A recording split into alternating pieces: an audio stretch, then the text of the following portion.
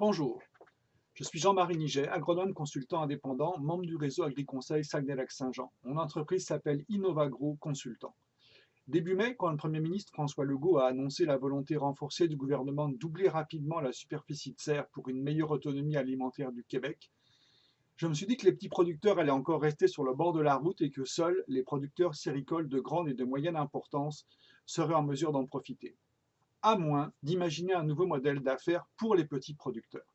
Ils constituent en effet la majorité des producteurs séricoles au Québec, mais leur superficie financière individuelle réduite ne leur permet pas d'accéder à des moyens de production modernes et performants. J'ai ressorti un concept du début des années 2000 qui ne s'était malheureusement jamais concrétisé, le motel séricole.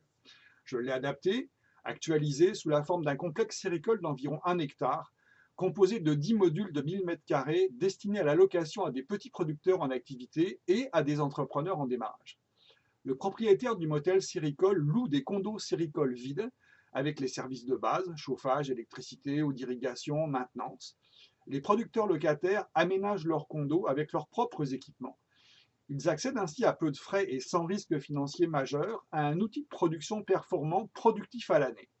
De plus, le regroupement de producteurs sur un même site permet la mutualisation des achats d'intrants, la mutualisation de la main-d'œuvre ainsi que la mutualisation de la mise en marché. Le producteur locataire peut ainsi faire des économies d'échelle qu'il serait incapable de faire seul. Le concept et le modèle d'affaires ont été très favorablement accueillis en haut lieu au MAPAC.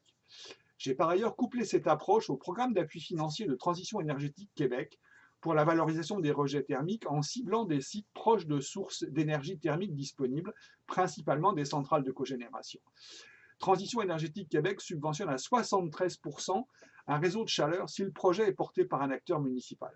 On a ainsi un motel séricole qui bénéficie d'une énergie de chauffage durable à très bas coût, impensable pour un petit producteur seul. Grâce à cela, la production est possible toute l'année dans des conditions économiques avantageuses.